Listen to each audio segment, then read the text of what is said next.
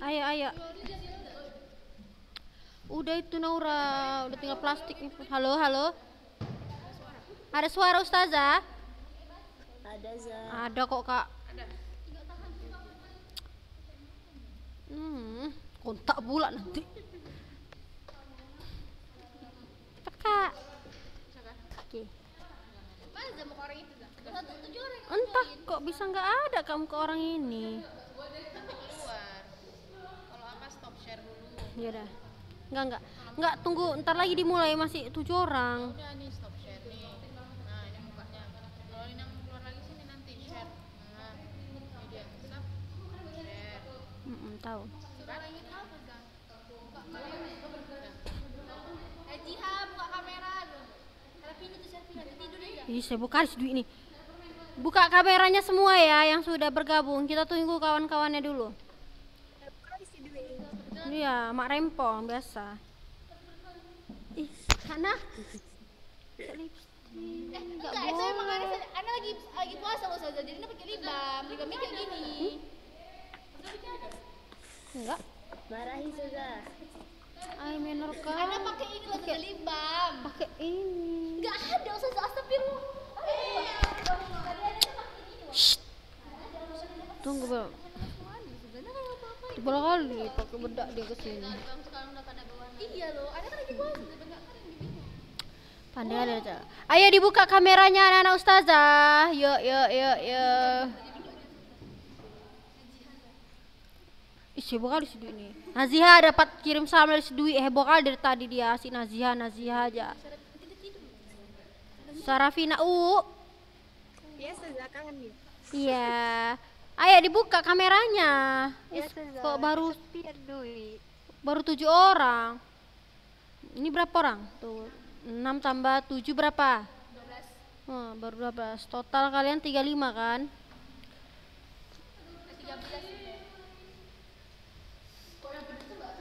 Ntar ya, Nak. Mulutnya Dwi. Jadi Ustazah, orang nih kayak gitu. Zalga siapa? Zalfa Agla. Agla. Ada loh. Si Agla tau kalian? Siapa Zalga sih? Yang tebel ini alisnya. Kasih apa Zah? Absen apa? Absen itu. Zah tulis Ustazah, kami absen.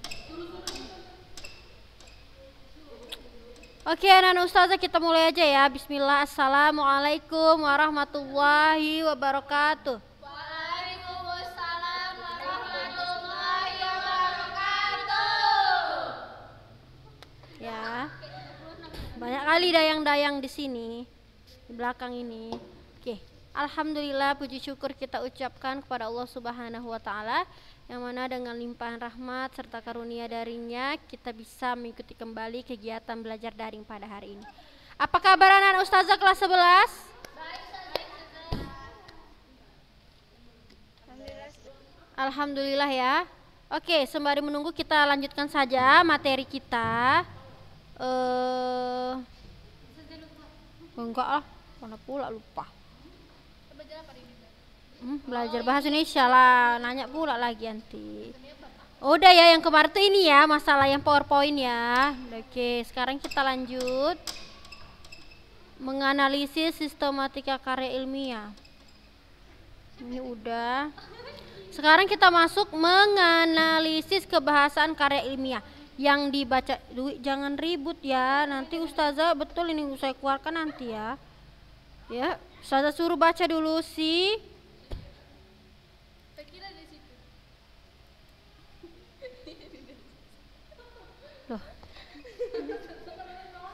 Apa?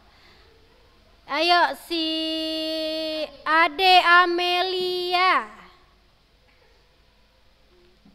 Jangan ngada-ngada kalian di situ Sakira. Yang mana Zah? Ini yang di depan mata kalian itu loh, menganalisis kebahasan ada. Kegiatan 2 itu kan Zah? Iya. Yuk silakan baca. Jangan ribut. Kegiatan 2, menganalisis kebahasaan karya ilmiah yang dibaca. Telah kita pelajari pada materi terdahulu bahwa salah satu ciri karya ilmiah adalah bersifat objektif. Objektivitas suatu karya ilmiah Antara lain ditandai oleh pilihan kata yang bersifat impersonal. Hal ini Jangan berbeda dengan ketawa, tulisan dibaca yang dibilang. bersifat Kok non-ilmiah, ketawa pula?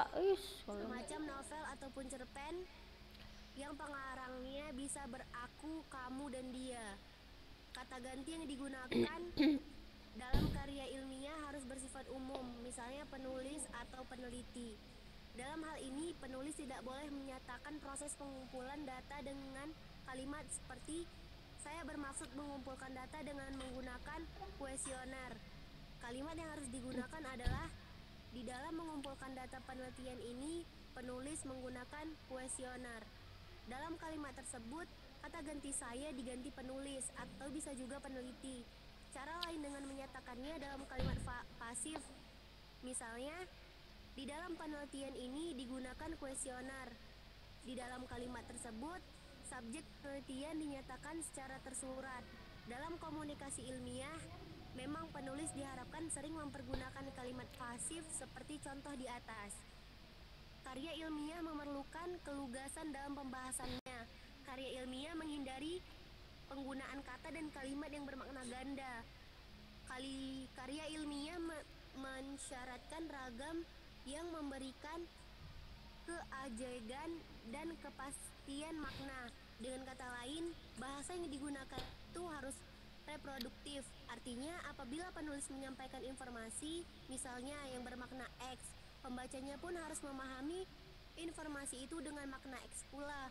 Informasi X yang dibaca harus merupakan reproduksi yang benar-benar sama dari informasi X yang ditulis. Ragam bahasa yang digunakan karya ilmiah harus lugas dan bermakna denotatif. Makna yang terkandung dalam kata-katanya harus diungkapkan secara eksplisit untuk mencegah timbulnya pemberian makna yang lain. Untuk itu, dalam karya ilmiah kita sering mendapatkan definisi atau batasan dari kata atau istilah-istilah yang digunakan. Misalnya, jika dalam karya itu digunakan kata seperti frasa atau klausa, penulis itu harus terlebih dahulu menjelaskan arti kedua kata itu sebelum ia melakukan pembahasan yang lebih jauh. Hal tersebut penting dilakukan untuk menyamakan resepsi antara penulis dengan pembaca atau untuk menghindari timbulnya pemaknaan lain oleh pembaca terhadap maksud kedua kata itu. Makna denotasi adalah makna kata yang tidak mengalami perubahan sesuai dengan konsep asalnya. Makna denotasi disebut juga makna lugas. Kata itu tidak mengalami penambahan makna. Adapun makna notasi adalah makna yang telah mengalami penambahan.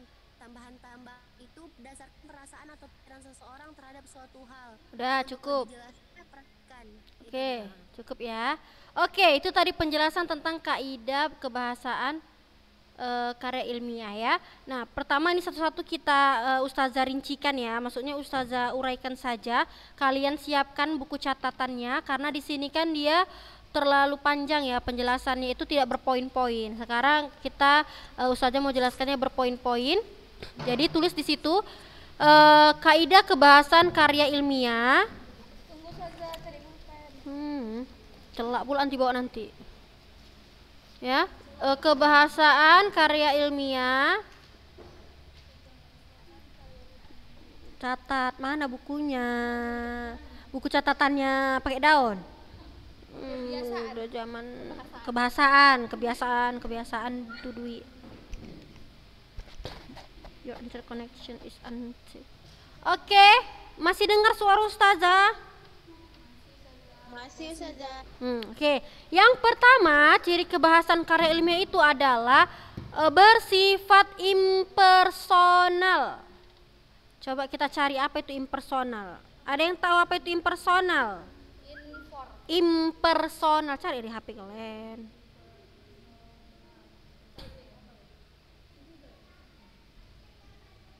Siapa yang tahu apa itu impersonal? Personal kan pribadi. Kalau impersonal tidak ya. Tidak bersifat pribadi atau tidak berkaitan dengan perorangan ya. Gitu ya.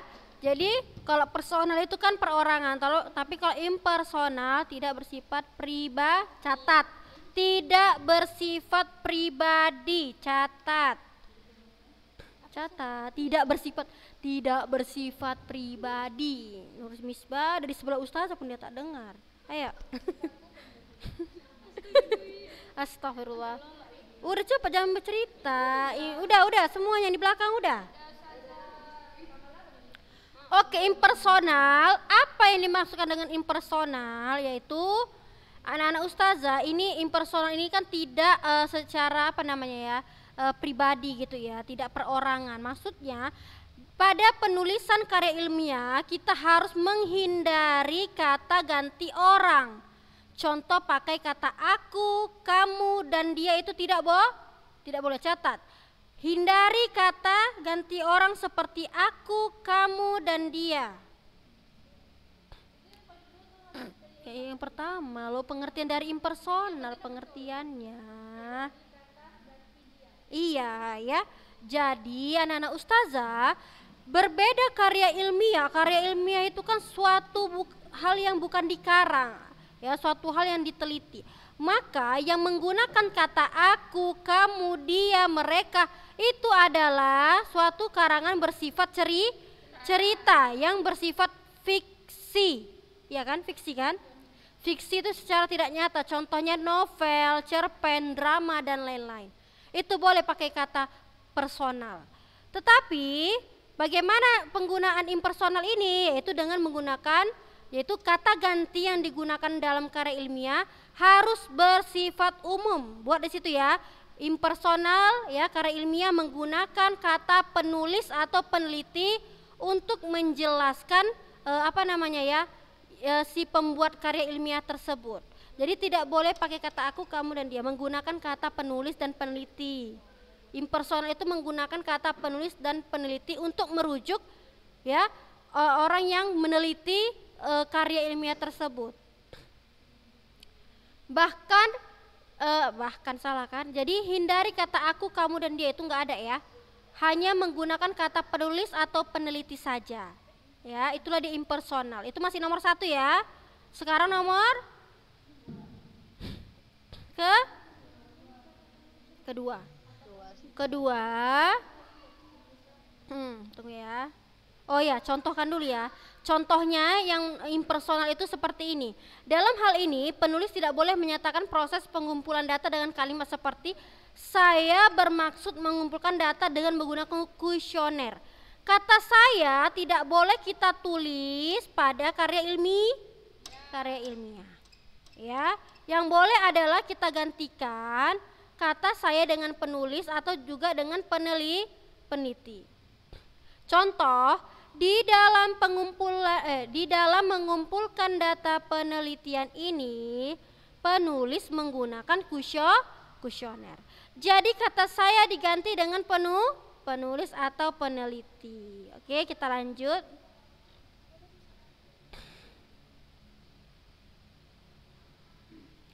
Nah, lalu dalam kalimat tersebut kata ganti saya diganti penulis, kata atau bisa juga peneliti. Lalu cara lain dengan menyatakannya dalam kalimat pasif. Oke, catat kalimat pasif. Yang kedua menggunakan kalimat pasif, bisa juga ya. Pasif lawannya apa? Pasif lawannya aktif. Coba ada yang bisa buat kalimat pasif? Tinggal mengubah imbuhan aja. Misalnya saya buat gini kan. Saya membaca buku. Berarti pasifnya? Iya, iya, diganti kata imbuhan dia di kata kerjanya. Paham ya? Jadi contohnya seperti ini anak-anak ustazah. Misal di dalam penelitian ini digunakan kuesioner. Mana di situ yang menunjukkan bahwa dia kalimat pasif? Iya, di dalam penelitian ini digunakan kuesioner. Apa nak? Digunakan. Bagus ya. Di dalam penelitian ini digunakan kuesioner ya. Kalau misalnya penelitian ini menggunakan kuesioner, sama nggak maknanya? Itu aktif ya, itu sama maknanya nak. Apa sih bedanya?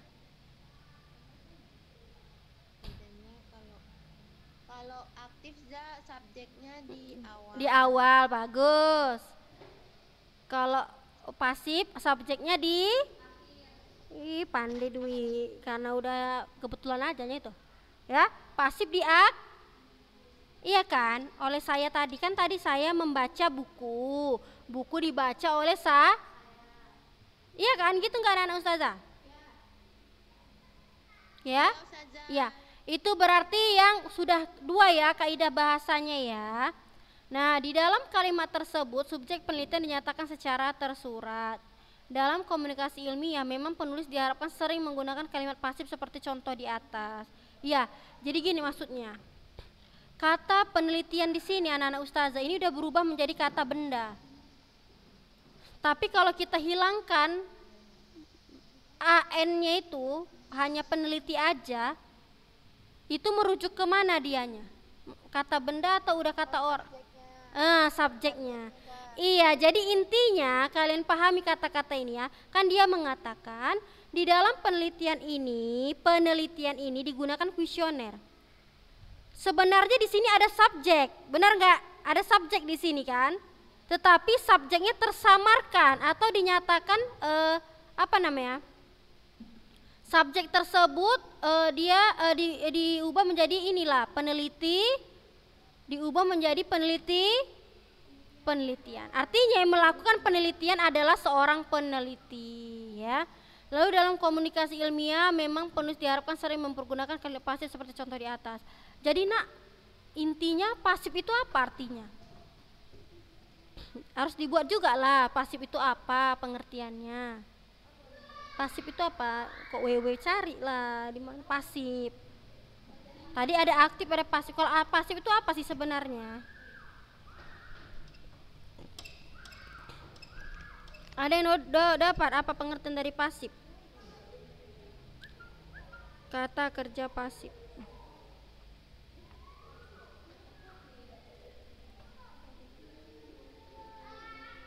Kayak mana yang nggak ada? Aktifnya menerima tindakan dari kata kerja saja. Oh, menerima tindakan dari kata kerja. Ya, betul-betul ya, menerima tindakan dari kata kerja itu ya. Oke, kita lanjut. Yang ketiga, karya ilmiah memerlukan kelugasan. Karya ilmiah memerlukan kelugasan. Ya, kelugas-lugas. Karya ilmiah memerlukan kelugasan. Kelugasan. Karya ilmiah kelugasan. Udah, karya ilmiah memerlukan kelugasan. Udah dibuat, tulis jangan banyak stipek-stipek. Kelugasan.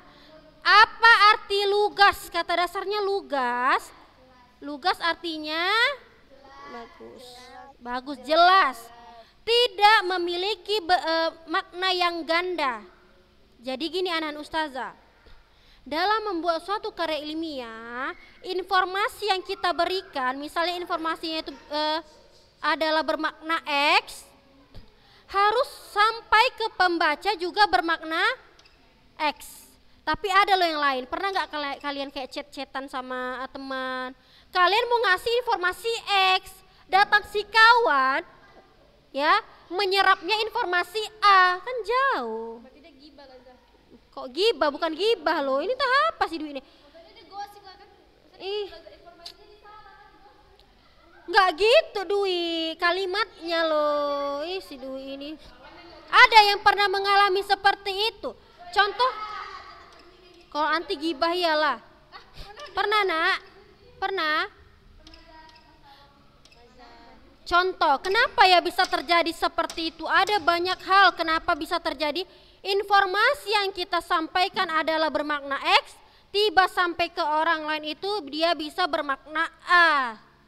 Bukan gibah, bukan. Lain. Ini maksudnya sama informasinya tapi kita itu memahaminya berbeda. Di faktor salah satu faktor yang menyebabkan tidak samanya persepsi antara penulis serta penerima informasi adalah penggunaan tanda baca. Contoh, kita contohkan ya. Tunggu ya.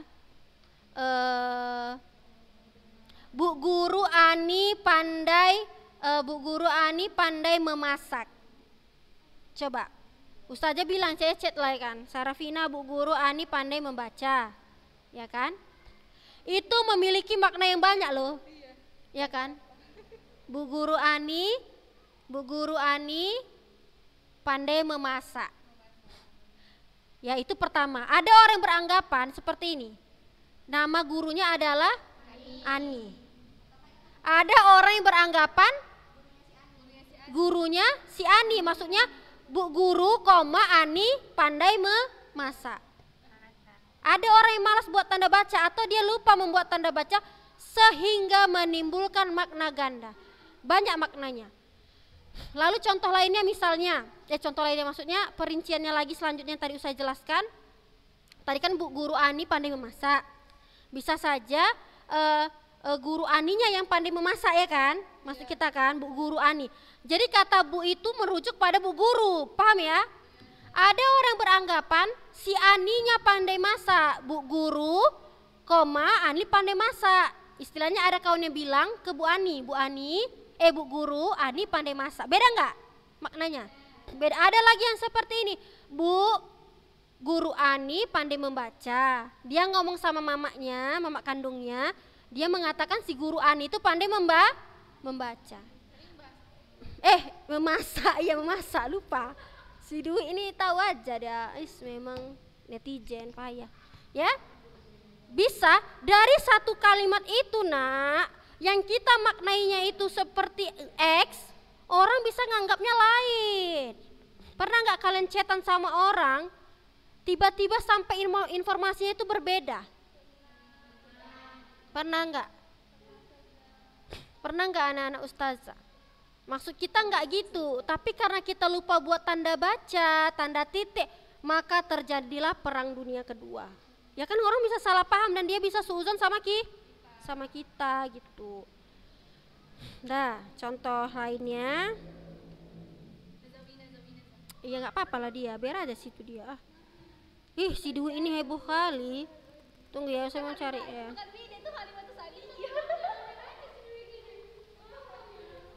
Siapa tadi nanti bilang? Wina, ini kan Wina. Oke, kita lanjutkan.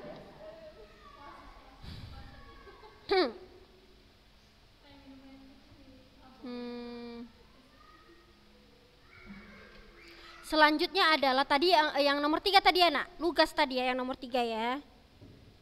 Yang nomor 3 tadi lugas ya.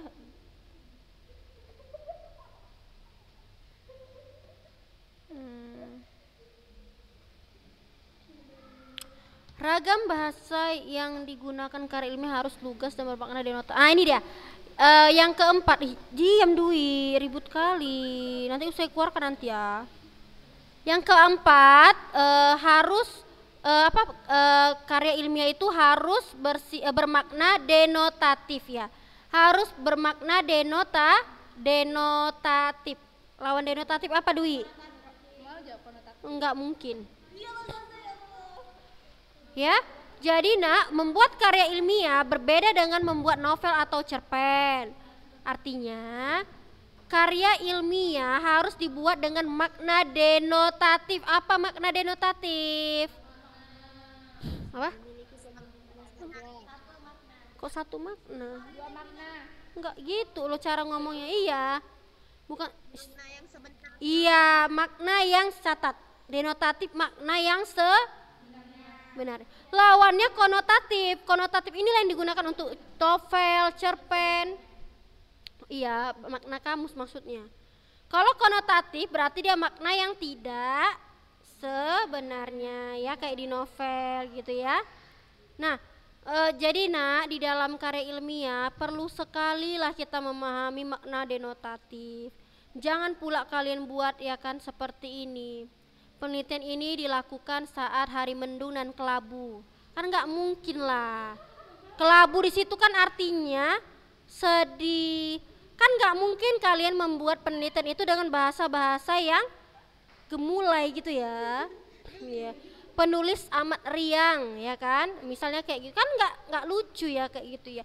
Jadi nggak boleh kita menggunakan karya ilmiah itu menggunakan kalimat dikonotatif, harus dengan makna yang sebenarnya. Ya, kalau dia denotatifnya misalnya, contoh ya, banyak sekali kata-kata denotatif, misalnya meja hijau. Meja hijau, kalau dia denotatifnya adalah meja yang berwarna hijau. Bagus. Konotasinya? Iya, persidangan ya.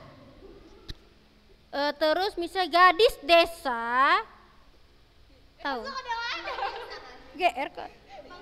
Ya, contoh kembang desa bukan kembang yang ada di desa. Bukan kembang yang ada di desa. Itu denotatifnya ya. Kembang desa itu denotatifnya adalah misalnya kembang itu ada di sebuah desa. Tapi konotatifnya kembang desa itu apa? Iya, betul. Ya. Udara pagi ini sangat dingin. Betul nggak? Nah, ada udara yang dingin. Ada. Ada udara dingin. Ada nak yang di zoom, yang di belakang aja yang jawab ini. Ada. Udara sangat dingin berarti denotatif atau konotatif? Shh. Denotatif. Tapi kalau Ustazah buat seperti ini, sikapmu cuek, sikapmu sangat dingin kepadaku misalnya. Kata dingin di situ konotatif atau denotatif? Konotatif. Ya, karena kata dingin sudah berubah makna, udah nggak makna kamus lagi ya, artinya makna kias, yaitu arti dingin adalah cuek ya, ada ya, paham ya? Udah nomor berapa anak Ustazah?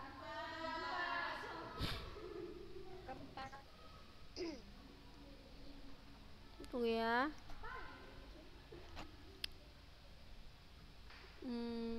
Untuk mencegah timbul pemberi makna yang lain. Untuk itu dalam karya ilmiah kita sering mendapatkan definisi atau batasan dari kata-kata istilah yang digunakan.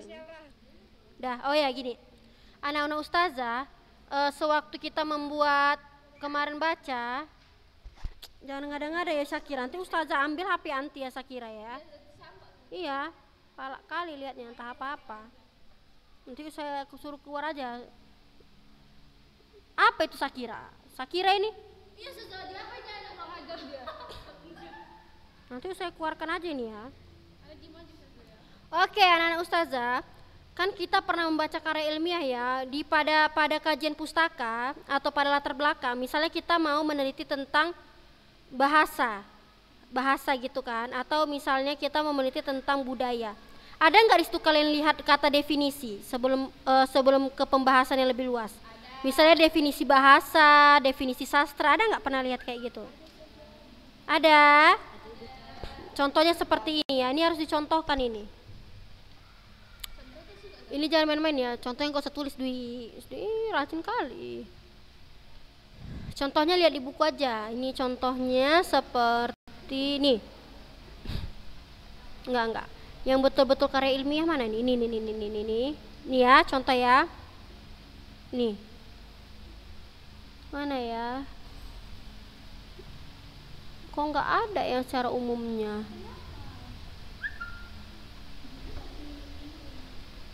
Oh ini dia.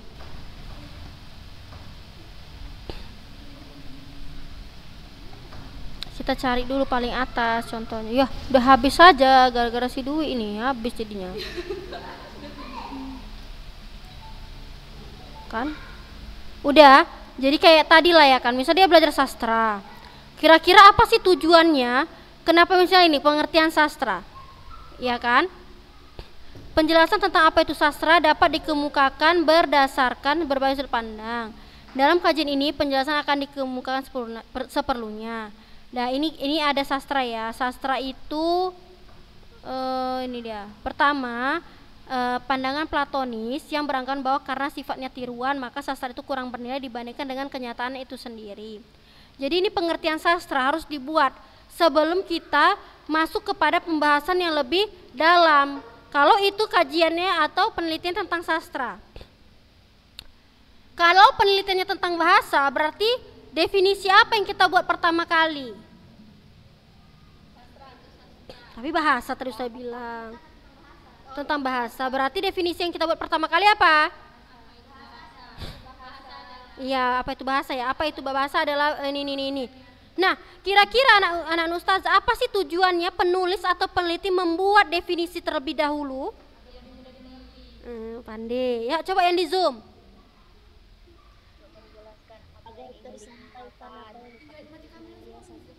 Kok matikan kamera semua nih? Buka kameranya.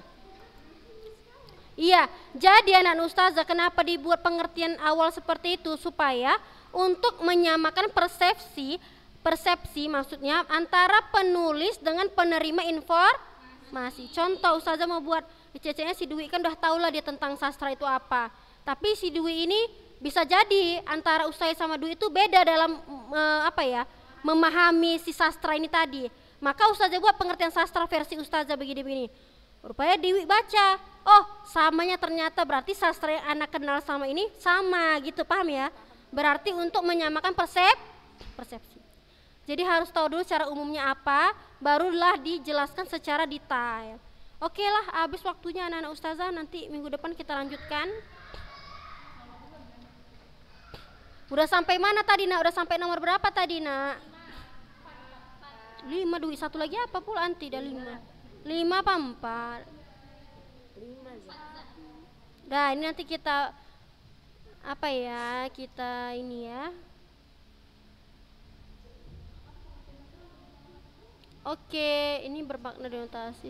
Oh, minggu depan kita bermain menggunakan ini kata-kata ini. Nanti saya kasih tahu buat kata denotasi dari kata jalan dan konotasi dari kata jalan misalnya. Nanti ustazah pilih satu-satu. Tapi yang bagus ya, yang bagus. Kita mau permainan minggu depan, ingat ya, kita main denotasi sama konotasi. Hah? Contoh jalan. Makna denotasi itu kan makna sebenarnya kan? Ya udah, berarti nama tempat, misalnya saya mendatangi kediaman Siska di jalan apa gitu. Tapi konotasinya apa jalan itu? Jalan kenangan. Jalan kenangan itu apa? Pasar kenangan. Kan gak mungkin pasar kenangan ya kan? Jalan kayak mana? Maksud jalan kenangan itu apa maksudnya nak? Memori. Iya, memori. Udah enggak. Jadi kalau jalan kenangan sama jalan jalan Bromo, beda enggak maknanya? Aduh, payah kali si Dwi gudangnya, ya kan? Ya, jadi minggu depan kita main konotasi sama denotasi ya anak-anak ustazah ya. Jadi boleh cari-cari ini, boleh cari-cari buat sendiri. Nanti ustazah satu-satu lah, saya suruh baca ya. Oke anak-anak ustazah, karena waktunya sudah habis, mudah-mudahan apa yang ustazah jelaskan dapat dipahami dengan baik. Jadi ustazah cukupkan sampai di sini ya. Sebelum kita tutup pembelajaran hari ini, kita berdoa kafaratul majelis terlebih dahulu. Yuk.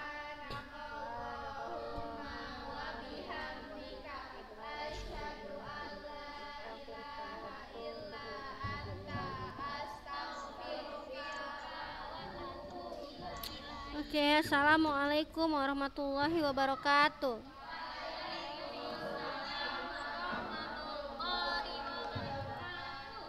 Kayak ngajar anak TK.